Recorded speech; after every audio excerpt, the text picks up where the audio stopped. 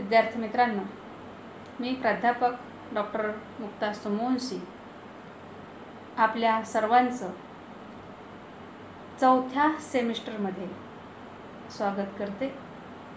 आपण मागील तिसऱ्या सत्रामध्ये कर्मचारी प्रशासन याविषयी माहिती पाहिलेली आहे. आज आपण पुढच्या सत्रामध्ये सातव्या पेपरला या ठिकाणी सुरुवात करीत आहोत. तर या सातव्या पेपरचा जो अभ्यासक्रम आहे तो आपण या ठिकाणी पाहिलेला आहे. वित्तीय प्रशासन हे आपलं सातव्या पेपरचं टायटल आहे आणि या अनुषंगानं आपण अभ्यास करणार आहोत. वित्तीय प्रशासन या पेपरमध्ये आपलं जे पहिलं प्रकरण आहे त्या प्रकरणाचं नावही वित्तीय प्रशासन असंच आहे आणि यामध्ये आपल्याला वित्तीय प्रशासनाचा अर्थ, महत्त्व आणि घटक किंवा वित्तीय प्रशासनाची साधने या ठिकाणी अभ्यासायचे आहेत. तर विद्यार्थी मित्रांनो, आज आपण प्रथमतः वित्तीय प्रशासन या अनुषंगानं विचार करत असताना त्याचा अर्थ या ठिकाणी समजून घेण्याचा प्रयत्न करणार आहोत. तर विद्यार्थी मित्रांनो, या ठिकाणी आपलं जे हे पहिलं प्रकरण आहे वित्तीय प्रशासन, तर प्रथमतः वित्तीय प्रशासन याचा विचार करीत असताना आपल्याला या ठिकाणी असं दिसून येतं की पहा, आपण कर्मचारी प्रशासन हा पेपर शिकत असताना मी तुम्हाला असं म्हटलं होतं की प्रशासनामध्ये दोन घटक हे अतिशय महत्त्वाचे असतात. कोणत्याही संघटनेला, कोणत्याही प्रकारची शासन संस्था असो, कोणत्याही म्हणजे काळातील ती या ठिकाणी असो, त्या प्रत्येक वेळी संघटनेमध्ये दोन घटक अत्यंत महत्त्वाचे ठरलेले आहेत आणि भविष्यामध्ये सुद्धा या दोन घटकांशिवाय कोणतीही संघटना, कोणतंही प्रशासन कार्य करू शकणार नाही. तर हे दोन घटक म्हणजे कर्मचारी वर्ग आणि वित्त, किंवा दुसऱ्या शब्दामध्ये सांगायचं झालं तर आपण वित्ताला भौतिक साधन सामग्री असं सुद्धा या ठिकाणी म्हणू शकतो. मानवी घटक आणि भौतिक घटक हे दोन घटक संघटनेसाठी अत्यंत महत्त्वाचे असतात.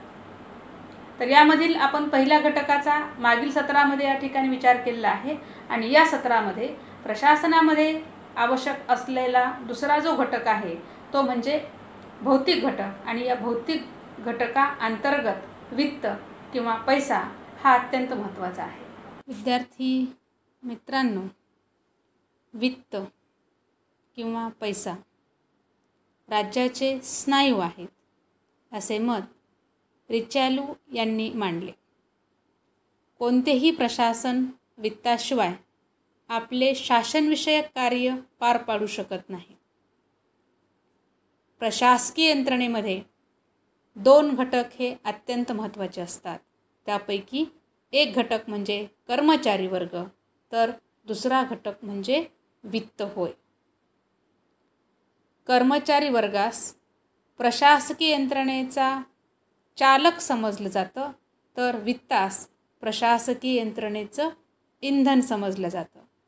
कर्मचारी वर्ग हा प्रशासकीय यंत्रणेचा आत्मा असतो, तर वित्त हे प्रशासनरूपी यंत्रणेतील रक्तवाहिन्यांचं कार्य करतं. म्हणून लॉयड जॉर्ज असं म्हणतात, ज्याला शासन म्हणतात वास्तवात ते वित्तच असते. अशी भूमिका या लॉयड जॉर्ज या विचारवंतांनी घेतलेली आहे. कारण प्रशासनामध्ये वित्ताचं महत्त्व हे अनन्यसाधारण असं असलेलं आपणास दिसून येतं. तर विद्यार्थी मित्रांनो, शासनाला प्रत्येक कार्यासाठी पैसा लागतो. पैशाच्या अभावी कोणतंही कार्य फलद्रूप होऊ शकत नाही. ज्याप्रमाणे व्यक्तीच्या जीवनामध्ये पैशाचं महत्त्व असतं, त्याचप्रमाणे राज्याच्या जीवनात पैशाचं अथवा वित्ताचं महत्त्व या ठिकाणी असलेलं आपणास दिसून येतं. कारण राज्याच्या सर्व योजना आणि लोककल्याण साध्य करण्यासाठी शासनाने अंगीकारलेली जी सर्व धोरणे आहेत, ती धोरणे साकार करण्यासाठी राज्याची आर्थिक परिस्थिती मजबूत असावी लागते. आणि यामुळं आधुनिक प्रशासन व्यवस्थेत अर्थ खात्याचं महत्त्व हे वाढलेलं आहे. आपल्या सर्वांना माहिती असेल की एकंदरीत सरकारमध्ये किंवा कार्यकारी मंडळामध्ये जे विविध खाते असतात, त्या खात्यांमध्ये अर्थमंत्र्याचं जे महत्त्व आहे ते एक वेगळं असतं.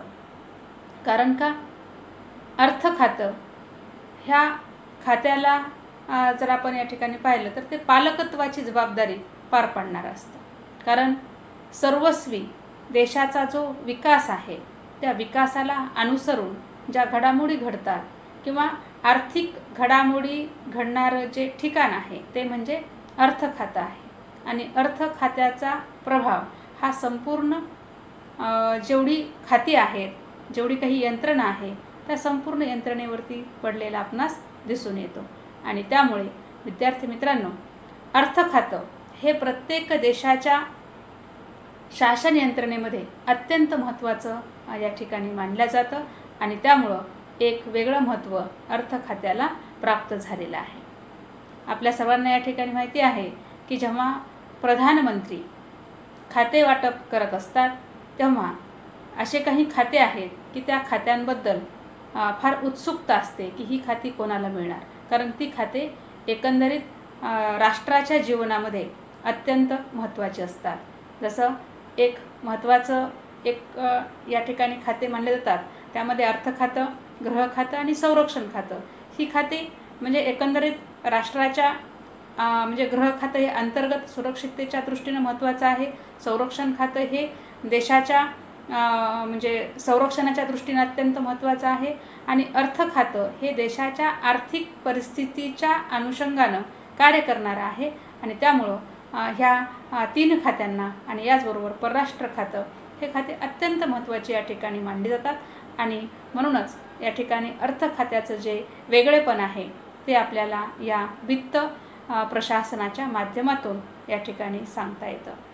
तर विद्यार्थी मित्रांनो, या ठिकाणी या अर्थ खात्याचं जे महत्त्व आहे ते महत्त्व अलीकडच्या काळामध्ये अनन्यसाधारण असं झालेलं आहे. याचं महत्त्व वाढण्याचं कारणसुद्धा या ठिकाणी आपल्याला असं सांगता येतं की सर्वत्र लोकशाही शासन व्यवस्थेचा स्वीकार तर केलेला आहेच, परंतु याचबरोबर शासनाने अंगीकारलेले लोककल्याणकारी राज्य ही जी काही संकल्पना आहे, या संकल्पनेमुळे देशाच्या एकंदरीत म्हणजे विकासाच्या अनुषंगानं देशातील प्रत्येक व्यक्तीच्या विकासाच्या दृष्टिकोनामधून आजच्या सरकारला या ठिकाणी म्हणजे विचार करावा लागत आहे. आणि त्या दृष्टीनं विविध योजना उपक्रम आखावे लागत आहेत. आणि यामुळं एकंदरीत शासनाची या ठिकाणी कार्य मोठ्या प्रमाणात वाढलेली आहेत. जनहित जनकल्याण या दृष्टिकोनातून सरकारला कार्य करावी लागत आहेत. आणि म्हणूनच या ठिकाणी वित्त प्रशासन याचं सुद्धा या ठिकाणी महत्त्व वाढलेलं आहे. तर याच दृष्टीनं या ठिकाणी म्हणजे जे सार्वजनिक वित्त आहे, या सार्वजनिक वित्ताच्या दृष्टीनं या ठिकाणी म्हणजे जे अर्थ खातं आहे ते या ठिकाणी कार्य करतं. तर विद्यार्थी मित्रांनो, या ठिकाणी ज्या राष्ट्राची स्थिती ही मजबूत असते, म्हणजे ज्या राष्ट्राची आर्थिक स्थिती ही मजबूत असते, ते राष्ट्र राजकीय दृष्टीने श्रेष्ठ समजलं जातं. म्हणजे या ठिकाणी ज्या देशाची आर्थिक संपन्नता चांगली असेल, तो देश जागतिक स्तरावरती सुद्धा बलशाली समजला जातो. कारण एक गोष्ट लक्षात घ्या, सरळ साधं आपल्याकडे या ठिकाणी असं म्हटलं जातं पहा की व्यक्तीच्या जीवनामध्ये सुद्धा आर्थिक सुबकता असणं गरजेचं आहे. ज्या व्यक्तीची आर्थिक सुबकता ही चांगली असेल, त्या व्यक्तीचं जीवनमान हे चांगलं असतं. म्हणजे अर्थाचा संबंध हा व्यक्तीच्या, राष्ट्राच्या म्हणजे जीवनमानाशी आहे. म्हणजे जिथली आर्थिक स्थिती ही चांगली असेल त्या ठिकाणी आपल्याला असं दिसून येतं की त्या ठिकाणचा जीवनस्तर हा चांगला असतो. आणि त्यामुळं या ठिकाणी या वित्तीय प्रशासनामध्ये आपण या ठिकाणी या वित्ताचा अभ्यास करत असताना आपल्याला असं दिसून येतं की ज्या देशाची आर्थिक संपन्नता चांगली आहे तो देश या ठिकाणी देशांतर्गत ते सरकार खूप चांगल्या पद्धतीनं कार्य करू शकतं आणि याचबरोबर त्या देशाचं जागतिक स्तरावरती सुद्धा वर्चस्व प्रस्थापित होत असतं. अलीकडच्या काळामध्ये किंवा अगदी दुसऱ्या महायुद्धाच्या नंतर एक जागतिक महासत्ता म्हणून आपण या ठिकाणी अमेरिकेकडे पाहतो. आता अमेरिकेला जागतिक महासत्ता संबोधण्याचं कारणच काय आहे? कारण आर्थिकदृष्ट्या अमेरिका संपन्न आहे, ते विकसित किंवा प्रगत राष्ट्र आहे आणि अनेक म्हणजे दृष्टीनं म्हणजे शस्त्रास्त्र असेल, सर्वच जेवढी काही या ठिकाणी एकूण पॉवर जी आहे ती पॉवर अमेरिकेकडं जास्त आहे आणि यामुळं आपण तिला या ठिकाणी जागतिक महासत्ता म्हणून या ठिकाणी ओळखतो. तर यामध्ये सर्वाधिक जी भूमिका आहे ती त्या ठिकाणी आर्थिक संपन्नतेची आहे आणि म्हणूनच या ठिकाणी देशाच्या आर्थिक दृष्टिकोनामधून या ठिकाणी जर विचार केला तर ज्या देशाची आर्थिक स्थिती ही मजबूत असेल तो देश त्या ठिकाणी संपन्न असतो आणि त्या देशाची एकूण कार्यसुद्धा उत्तम पद्धतीने केली जाऊ शकतात. आणि म्हणून या ठिकाणी आपल्याला असं या ठिकाणी सांगता येतं की ज्या राष्ट्राची स्थिती ही मजबूत असते ते राष्ट्र राजकीयदृष्ट्या श्रेष्ठ असतं. आणि याच अनुषंगानं L.D. व्हाईट या विचारवंतांनी असं म्हटलेलं आहे की प्रशासन आणि वित्त यांना एक दुसऱ्यापासून अलग करता येत नाही. प्रशासन आणि वित्त यांना एक दुसऱ्यापासून अलग करता येत नाही. प्रत्येक प्रशासकीय कार्याची आर्थिक बाजू असते जी त्याच्यापासून अलग करता येत नाही. ज्याप्रमाणे माणसाची सावली त्याच्यापासून अलग करता येत नाही. पहा या ठिकाणी म्हणजे प्रशासन आणि वित्त ह्या दोन गोष्टी एवढ्या एकरूप झालेल्या आहेत की जसं या ठिकाणी व्यक्तीची सावली ही त्याच्यापासून वेगळी करता येत नाही, त्याच पद्धतीनं प्रशासनाला वित्तापासून किंवा वित्ताला प्रशासनापासून वेगळं करता येत नाही. म्हणजे या ठिकाणी या दोन्ही गोष्टी ह्या अत्यंत महत्त्वाच्या आहेत. प्रशासन आणि आर्थिक प्रक्रिया. म्हणजे प्रशासन म्हटलं की प्रशासन जे काही या ठिकाणी कार्य करतं ते आर्थिक प्रक्रियेमधून या ठिकाणी करत असतं किंवा ती आर्थिक प्रक्रिया असते असंही या ठिकाणी L.D. व्हाईट या विचारवंतांनी आपलं मत मांडलेलं आहे. तर विद्यार्थी मित्रांनो या ठिकाणी म्हणजे जे सर्व उद्योगधंदे आहेत हे उद्योगधंदे वित्त किंवा पैशावरती अवलंबून असतात आणि यामुळं हे उद्योगधंदे वित्तावरती अवलंबून असल्यामुळं राजाच्या एकंदरीत राज्याच्या अधिकोशाकडे सर्वाधिक लक्ष पुरवलं पाहिजे असं मत कौटिल्य या विचारवंतांनी मांडलेलं आपण अभ्यासतो. कारण या ठिकाणी कौटिल्यांनी सुद्धा जे त्याचे सप्तांग सिद्धांत सांगितलेले आहेत या सप्तांग सिद्धांतामध्ये राजकोष हा एक महत्त्वाचा घटक त्यांनी सांगितलेला आहे. म्हणजे अगदी प्राचीन काळापासून आपल्याला असं दिसून येतं की वित्त किंवा पैसा हा राष्ट्रीय जीवनामध्ये व्यक्तिगत जीवनामध्ये अत्यंत महत्त्वाचा राहिलेला आहे. कारण वित्ताशिवाय प्रशासनाला कोणतंही कार्य करता येत नाही. पूर्वीच्या काळामध्ये या ठिकाणी प्रशासकीय यंत्रणा होती. या प्रशासकीय यंत्रणेमध्ये केली जाणारी जी कार्य आहे ती कार्य खूप म्हणजे सामान्य स्वरूपाची होती. म्हणजे खूप अल्प कार्य ही पूर्वीच्या काळामध्ये राज्य किंवा सरकारकडून केली जायची. पण अलीकडच्या काळामध्ये या ठिकाणी कार्य वाढलेली आहेत. पूर्वीसुद्धा अगदी पूर्वीच्या प्राचीन काळामधील राज्यांचा जर आपण या ठिकाणी अभ्यास केला, राजकीय व्यवस्थेचा अभ्यास केला, ते सुद्धा आपल्याला या ठिकाणी कर, महसूल ह्या गोष्टी आढळून येतात. म्हणजे राजासुद्धा जनतेवरती कर आकारायचा.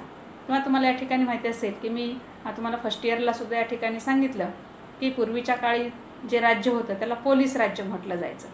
मग हे पोलीस राज्य काय करायचं, किंवा त्या काळामधील राज्याकडून अगदी हाताच्या बोटावरती मोजता येतील एवढी कार्य केली जायची. मग त्या कार्यामध्ये समाविष्ट असलेली कार्य म्हणजे पहिलं आहे कायदा आणि सुव्यवस्था, जनतेचं संरक्षण करणे, न्यायदान करणे आणि महसूल गोळा करणे. ही कार्य करण्यासाठी प्रशासकीय यंत्रणा प्राचीन काळामध्ये किंवा लोकशाही निर्माण होण्याच्या अगोदरची जी प्रशासकीय व्यवस्था होती ती या पद्धतीची होती. किंवा एवढ्याच अल्प कार्यांना पूर्वीच्या काळामध्ये प्रशासकीय यंत्रणेकडून पार पाडल्या जात असे. पण आजच्या काळामध्ये आपण लोककल्याणकारी राज्य, समाजवादी राज्य या संकल्पनांचा स्वीकार केलेला आहे. आणि यामुळं म्हणजे आजचा प्रत्येक व्यक्ती हा म्हणजे शासनावरती, सरकारवरती अवलंबून आहे. त्यांना या ठिकाणी सरकारकडून अपेक्षा आहेत आणि ह्या अपेक्षा पूर्ण करण्यासाठी सरकारला वेगवेगळ्या म्हणजे योजना आखाव्या लागतात आणि ह्या योजना पूर्णत्वास आणण्यासाठी पैशाची गरज असते. तर त्या दृष्टीनं या ठिकाणी सरकारला वित्तीय दृष्टिकोनामधून या ठिकाणी कार्य करावी लागतात. तर याच अनुषंगानं फेलिक्स निग्रो ह्या विचारवंतांनी आपलं मत मांडलेलं आहे. ते असं म्हणतात, सरकारकडून केल्या जाणाऱ्या प्रत्येक कार्यासाठी पैशाची आवश्यकता असते. सरकारकडून केल्या जाणाऱ्या प्रत्येक कार्यासाठी पैशाची आवश्यकता असते आणि आज सरकार इतकी अधिक कार्य करीत आहे की वित्तीय प्रशासनासंबंधी निश्चित सिद्धांत तसेच तंत्र उपयोगात आणणे अत्यंत आवश्यक झाले आहे.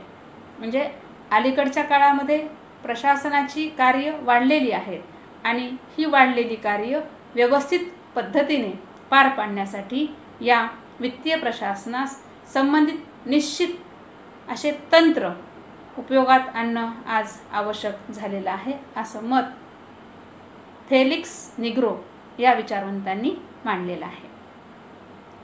आणि या आधुनिक काळामध्ये सरकारचं जे यश आणि अपयश आहे ते त्याच्या वित्तीय प्रशासनावर बहुतांश प्रमाणामध्ये अवलंबून असतं.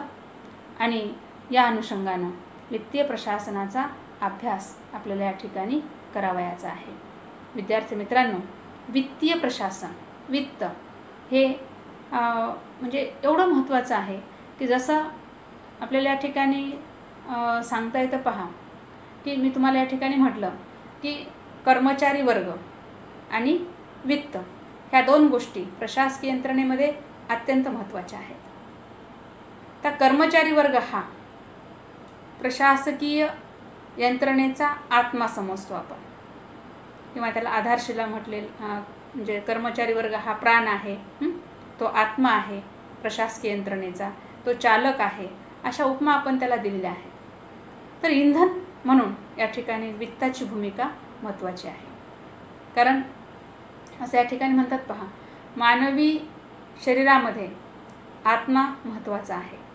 तसंच या आपल्या हृदयाला आणि शरीराच्या प्रत्येक अवयवाला सक्षम ठेवण्यासाठी जी महत्त्वाची या ठिकाणी भूमिका आहे ती भूमिका आपला रक्तवाहिन्या पार पाडतात.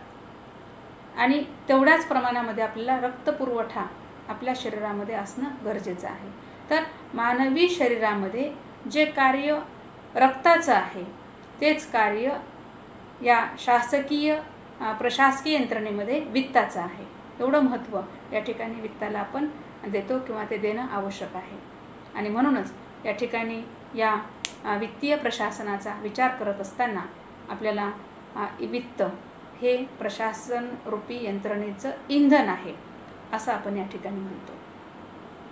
लक्षात घ्या, कर्मचारी वर्ग हा प्रशासन रूपी यंत्रणेचा चालक आहे, तर वित्त हे प्रशासन रूपी यंत्रणेचं इंधन आहे. तर या वित्तीय प्रशासनाचा अर्थ आपण या ठिकाणी थोडक्यात समजून घेऊयात. वित्तीय प्रशासन हा शब्द फार व्यापक अर्थाने वापरला जातो. शासकीय कार्यासाठी पैसा उपलब्ध करून त्याचा वैध आणि कार्यक्षम विनियोग करण्याच्या दृष्टीने ज्या ज्या काही प्रक्रिया केल्या जातात त्या सर्व प्रक्रियांचा समावेश या वित्तीय प्रशासनामध्ये होतो. म्हणजेच या ठिकाणी आपल्याला असं म्हणता येतं की जेवढी काही या ठिकाणी प्रशासनामध्ये कार्य होतात ती सर्व कार्य वित्तीय दृष्टिकोनातूनच होत असतात. कारण प्रत्येक कृतीमुळं एकतर म्हणजे शासकीय तिजोरीमधला पैसा खर्च होतो किंवा एखाद्या कृतीमुळं प्रक्रियेमुळं शासकीय तिजोरीमध्ये पैसा जमा होतो. म्हणजे वित्तीय प्रशासनामध्ये आपल्याला म्हणजे शासकीय कार्यासाठी पैसा उपलब्ध करायचा म्हणजेच हा पैसा सरकार कोणत्या माध्यमातून उपलब्ध करतं हे आपण पाहिलेलं आहे.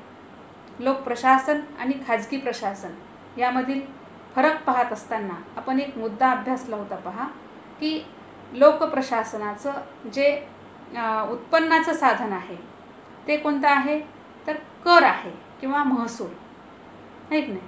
तर महसुलाच्या माध्यमातून सरकारकडे पैसा जमा होतो आणि ह्या जमा झालेल्या पैशामधून सरकार काय करत असतं वेगवेगळे उपक्रम या ठिकाणी राबवत असतं.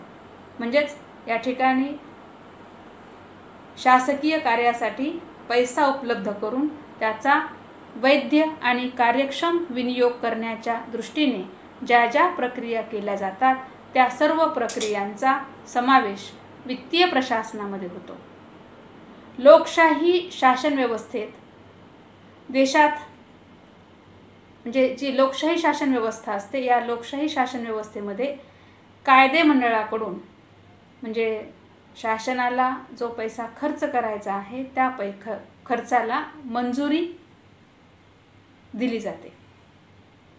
म्हणजेच या ठिकाणी शासनाकडून जो पैसा खर्च होणार आहे त्या खर्चाला कायदे मंडळाची मंजुरी दिलेली असते. मग हा कायदे मंडळाने मंजूर केलेला पैसा ज्या कार्यासाठी तो मंजूर केलेला आहे त्याच कार्यासाठी तो खर्च करण्याची जबाबदारी ही वित्तीय प्रशासनाची असते. म्हणजेच या ठिकाणी या गोष्टीकडं वित्तीय प्रशासन लक्ष देत असतं की ज्या कार्यासाठी या पैशाला कायदे मंडळाची किंवा संसदेची संमती मिळालेली आहे त्याच कार्यासाठी तो आपल्याला पैसा खर्च करायचा आहे याच्याकडं काटकसरीनं लक्ष द्यावं लागतं किंवा योग्य पद्धतीनं या गोष्टी हाताळाव्या लागतात आणि ही जबाबदारी वित्तीय प्रशासनाची या ठिकाणी असते. म्हणजेच आपल्याला असं म्हणता येईल की कायदे मंडळानं जो पैसा मंजूर केलेला आहे तो मंजूर केलेला पैसा त्याच कार्यावरती योग्य प्रकारे खर्च केला जातो आहे किंवा नाही याकडे लक्ष देण्याचं कार्य हे वित्तीय प्रशासनाचं आहे. सरकारी पैशाचा संग्रह करणे, त्याचा योग्य विनियोग करणे, सरकारी पैशाच्या जमा खर्चाच्या बाबींचा विचार करून त्या संबंधित शासनासाठी एक म्हणजे प्रतिनिवेदन तयार करणं ही जी काही कामं आहेत ही सर्व कामे या वित्तीय प्रशासनाला पार पाडावी लागतात. म्हणजेच या ठिकाणी जे अर्थ खातं आहे या अर्थ खात्यामध्ये असलेला अर्थमंत्री हे जे काही पद आहे ह्या पदावरील व्यक्तीला सर्वस्वी मदत करणारी एकंदरीत जी यंत्रणा आहे ती यंत्रणा म्हणजे वित्त मंत्रालय वित्तीय प्रशासन आहे. वित्त मंत्रालयाला सहकार्य करणारी जी एकंदरीत जेवढी काही यंत्रणा आहे ती सर्व यंत्रणा म्हणजे वित्तीय प्रशासन आहे. म्हणजे अर्थ खातं हे सुद्धा वित्तीय प्रशासनामध्येच समाविष्ट होतं. परंतु खऱ्या अर्थानं या ठिकाणी वित्तीय प्रशासन ही जी काही म्हणजे संकल्पना आहे किंवा वित्तीय प्रशासनाचा आपल्याला या ठिकाणी अर्थ पाहत असताना असं म्हणावं लागतं की तशी ही वित्तीय प्रशासनाची प्रक्रिया ही अतिशय व्यापक आहे. कारण ती अविरतपणे चालू आहे, अविरतपणे अखंडपणे या ठिकाणी चालू आहे. कारण वित्तीय प्रशासनामध्ये कुठून तरी पैसा हा मिळवला जातो आणि कुठल्या तरी कार्यासाठी तो खर्च केला जातो आणि हे कंटिन्युअस या ठिकाणी चालू असतं. विद्यार्थी मित्रांनो, वित्त हे अत्यंत महत्त्वाचं आहे आणि त्यामुळं वित्तीय प्रशासनाच्या अनुषंगानं या ठिकाणी वेगवेगळ्या विचारवंतांनी आपलं मतसुद्धा या ठिकाणी मांडलेलं आहे. एल.डी. व्हाईट या विचारवंतांनी असं म्हटलं आहे, पहा, सरकारी नोकरांना पैसा उपलब्ध करून देणे. वित्तीय प्रशासनाचा अर्थ स्पष्ट करत असताना त्यांनी असं म्हटलंय, सरकारी नोकरांना पैसा उपलब्ध करून देणे, उपलब्ध केलेल्या पैशाचा कार्यक्षम व कायदेशीर मार्गाने खर्च झालेला आहे किंवा नाही याची शहानिशा करणे, यासाठी केलेल्या सर्व क्रियांचा समावेश वित्तीय प्रशासनामध्ये होतो, असं मत या ठिकाणी एल.डी. व्हाईट या विचारवंतांनी मांडलेलं आहे. यालाच त्यांनी वित्तीय प्रशासन असं म्हटलेलं आहे. पहा, सरकारी नोकरांना पैसा उपलब्ध करून देणे, उपलब्ध केलेल्या पैशाचा कार्यक्षम व कायदेशीर मार्गाने खर्च झालेला आहे किंवा नाही याची शहानिशा करणे, यासाठी केलेल्या सर्व क्रिया म्हणजे वित्तीय प्रशासन होय, असं मत एल.डी. व्हाईट या विचारवंतांनी मांडलेलं आहे. याचबरोबर F.W. विलोबी या विचारवंतांनी सुद्धा या वित्तीय प्रशासनाची व्याख्या केलेली आहे. ते असं म्हणतात, वित्तीय प्रशासन म्हणजे एखाद्या कार्यक्षम सरकारपुढील महत्त्वाची समस्या होय. याशिवाय सरकार कोलमडू शकते. पहा, म्हणजे वित्तीय प्रशासन म्हणजे काय, तर एखाद्या कार्यक्षम सरकारपुढील महत्त्वाची समस्या होय, याशिवाय सरकार कोलमडू शकते. अत्यंत महत्त्वाचं आहे. कारण वित्त किंवा पैसा हा असल्याशिवाय सरकारला काहीच करता येत नाही. तुम्हाला या ठिकाणी माहिती आहे, सध्याची जी काही परिस्थिती आहे, एकंदरीत या परिस्थितीमध्ये आपण पाहतो की प्रत्येक देशाची जो GDP आहे तो या ठिकाणी घसरत चाललेला आहे. म्हणजे विकासाचा जो ग्रोथ आहे तो ग्रोथ या ठिकाणी कमी कमी होत चाललेला आहे. कारण का, तर या कोविड-19चा जो प्रभाव आहे तो प्रत्येक क्षेत्रावरती पडलेला आहे आणि त्यामुळं अनेक उद्योग व्यवसाय बंद पडलेले आहेत आणि जेव्हा उद्योग व्यवसाय बंद पडले, लोकांचे रोजगार या ठिकाणी बंद पडले, तेव्हा त्याचा परिणाम हा संपूर्ण इकॉनॉमीवरती झाला आणि यामुळं आपण पाहतो की बाजारपेठेवर त्याचा परिणाम झाला.